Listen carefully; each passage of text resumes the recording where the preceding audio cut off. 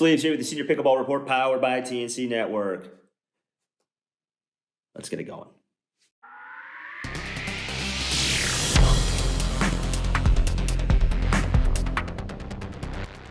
Okay, today we're going to talk with friend of the show, Alex Simon of the OKC Punishers of the National Pickleball League, and he's going to discuss the season wrap-up, the championships that took place in Glendale, Arizona.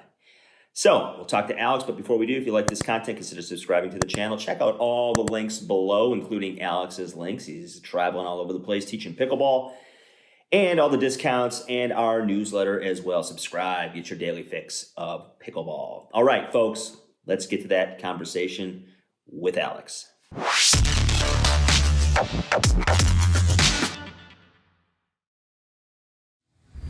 Okay, we are here with friend of the show, been on the show multiple times, giving up the wrap-ups all season long, Alex Simon of the OKC Punishers.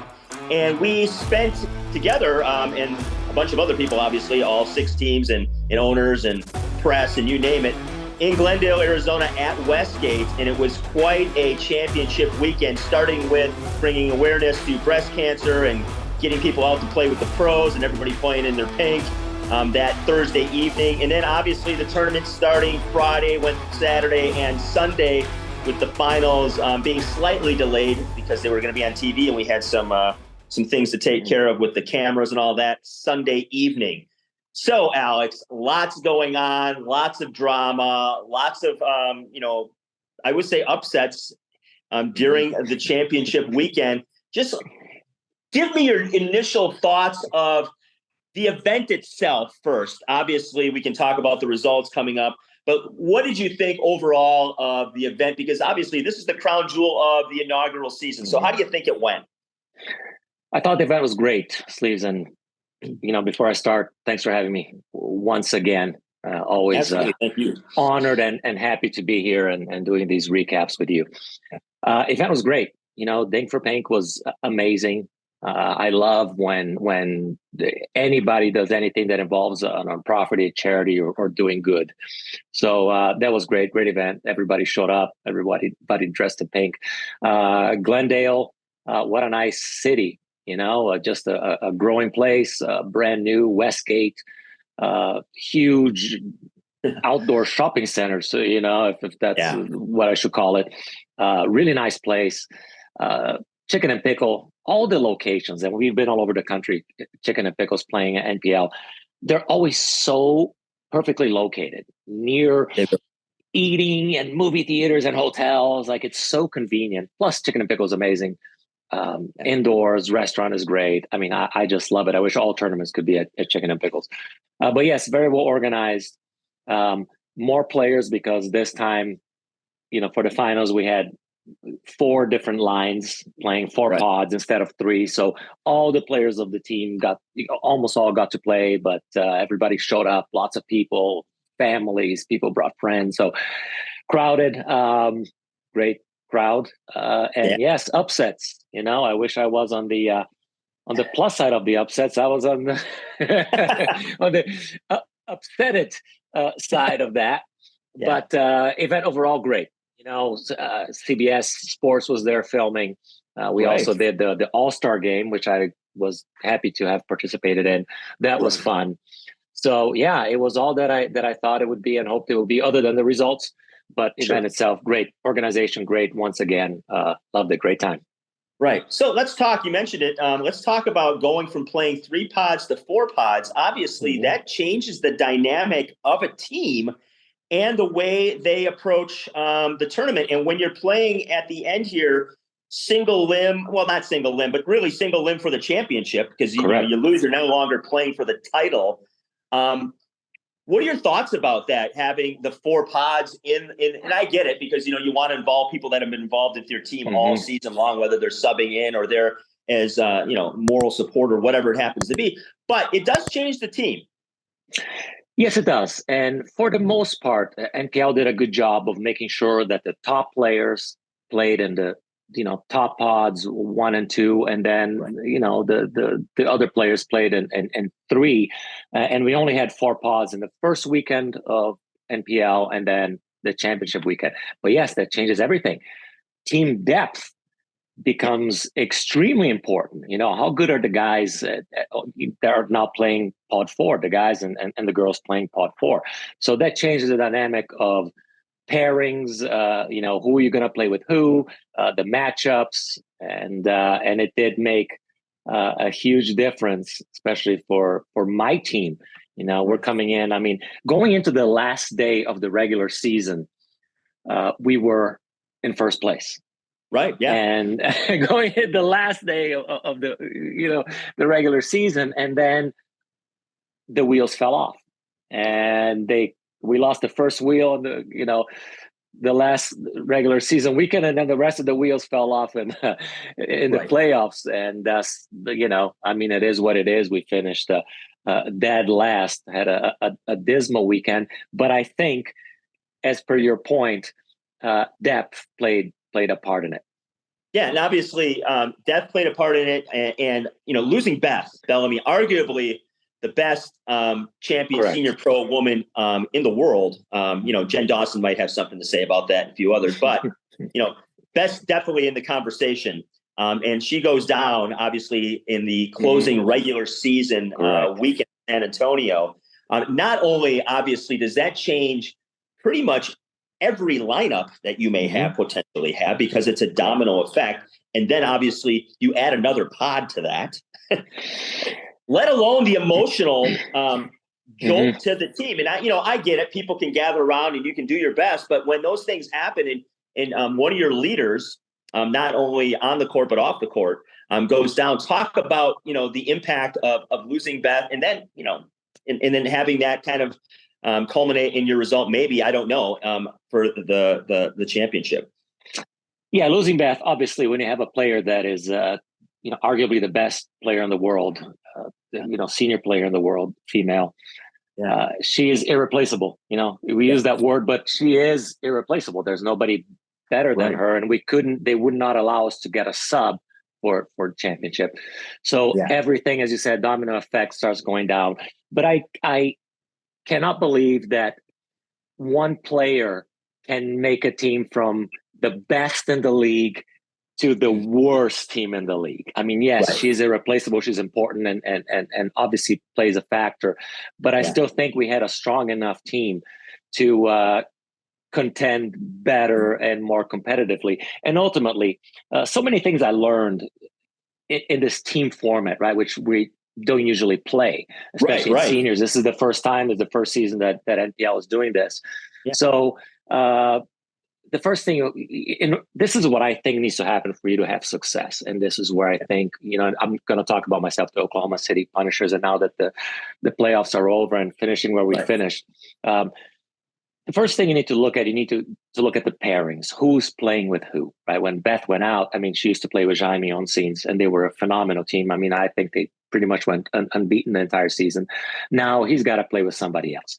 But nevertheless, it is, the general managers and the owners' job to then come up with a solution. So you got to find pairings that work. You got to find the guys that work with guys and guys that work with the girls that work with girls, and vice versa.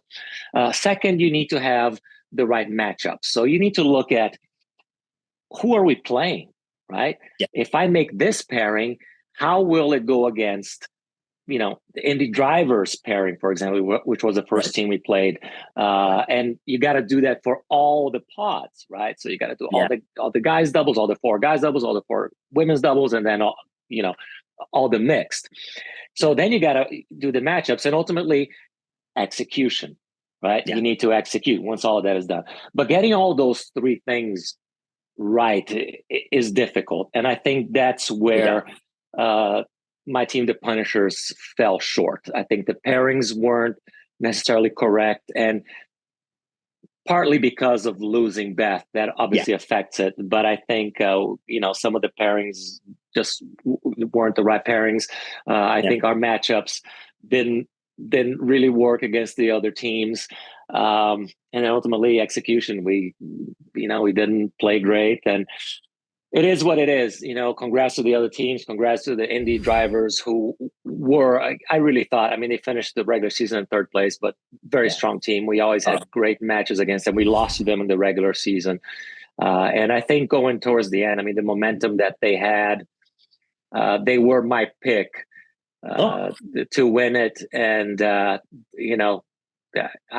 think it was a just result. So congrats to them. Great team, complete team, and a deep team. Very deep. From top to bottom. Such great lines, great pairings. They pretty much had the same pairings, at least from the third, the third weekend of the season. They already knew who meshed with who and kept those going and practicing, getting to know each other. And by the time the championship weekend came, I think they were awesome, and they pretty much had a pretty easy time beating everybody. So hats off to them. Are you looking to stay up to date on the latest pickleball news and tips? Look no further than the Sleeve Senior Pickleball Report newsletter. Get the scoop on the sport, learn how to stay healthy while playing, and find out about upcoming tournaments. Subscribe now to get all the pickleball info you need. Hey, if you're looking for very, very comfortable court shoes, in fact, the most comfortable court shoes I've ever worn, and I've worn a lot of them over the years playing different sports, try Fitville. We have a link in the description that gets you $20 off your purchase. New paddle company, Pickle, PCKL, great paddle line, great price points. Anything you want from starter paddle to intermediate to a pro series high level paddle. Check them out. Get 15% off using my discount code. Pickle. It's the future. Yeah, absolutely. You mentioned a couple of things that are pretty important. Obviously, I don't envy anybody that has to put some pairings together, let alone for a championship. But, when you lose, obviously, somebody like Beth, and then you got to readjust. That's tough. And to do it on, really first time all season, again, tough. But some great points about executing, and it just wasn't the day, obviously, for Punishers. I watched Indy pretty close all day because I figured it was going to come down after a while, after about the first day. It was going to come down mainly to Indy and Austin. And Austin, obviously, at the end of the regular season, made that incredible run to get the regular season title from you guys and had a lot of momentum going. But when I was watching Indy, I noticed just the energy was just a different level than anybody there. And, obviously, Rick being one of the founders of the league, really wanted it bad. And I watched the match between, it was Rich Lopez and Rick versus obviously Jose and Scott Crandall. What a match. Indy gets blown out really first game. And then, second game goes to Rick and Rich. And then that third game in that play that what I call the play of the season to end the match, where Lopez dives for a let ball basically into the kitchen and hits a ball that DeRisi can't get over the net because it's so tight, and it ends the match. And they were down at that point in the overall standings, but a play like that and the building erupting on TV, CBS, I would argue that was a big momentum shift in the match and in the matchup between Indy and Austin. And ultimately, that momentum carried, and Indy wins the title as the 3 seed, which, I did not pick them. I felt Austin was deeper, but I think the emotional, presence going into the match, and then a couple things that went their way, and including the dive, which that dive, it was bleeding. How can you not win the championship after that? No kidding. And I'm so happy for Rich. What a wonderful guy. And we didn't win it, but watching him win on that point on match point, man, kudos to him. That's arguably one of the best teams, if not the best men's team in the league. Correct. And you are right. Their energy the entire season was just the best. I mean, as a team and as cheering each other on, the loudest crowd every time I played them. It was just them screaming, the whole team, and that's what it takes. You know, it does. It's support, and my team, we all loved each other and great, but maybe we're just not loud cheerleaders, myself included. I love and support them, but even my playing style is not I don't scream a lot. I'm intense, but I'm just not a loud person, and I'm not a loud cheer. But Indy, I mean, and their family and their wives, unbeatable. So very apropos that they won. Congratulations. They played great team. Kudos to the drafting. They drafted a great team, good players, a deep team. So now next year, not sure what's going to happen. Nobody knows. Right. But this season was good first season. I enjoyed my time at NPL, and hopefully they'll continue with the quality product that they offer this year. Yeah, and Boca slides in there for the podium spot for third. After all the hubbub, and really, in a way, sort of salvages their season. So it's championships can do that. You can make up some ground or you can lose some ground, and obviously there's got to be winners and losers. But you're right, pretty cool season. I mean, if this wasn't even a thing a year ago, people were talking about. No. So we're only like 9-10 months into this, and here we are talking about the inaugural season, and obviously the success. I made it to 2 events, and both of them were I was just blown away by what I was seeing, not only off the court but on the court. And I can't wait for next year to see what they can do. Obviously, we're talking about maybe some new teams. They're talking about multiple combines. There's a massive interest now in the league.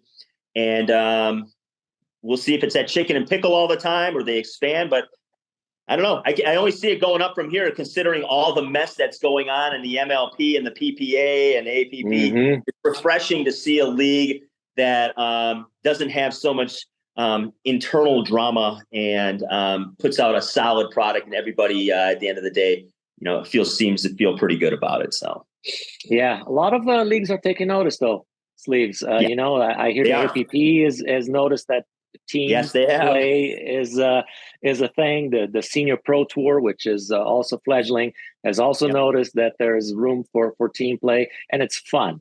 The team environment, yes, there's some things like you don't get to pick your partner, and it makes some people uneasy. You don't get to play singles. Man, I talked to Rick. Rick, you got to add some singles. No, we're not doing singles. So, which is a shame, but that's fine.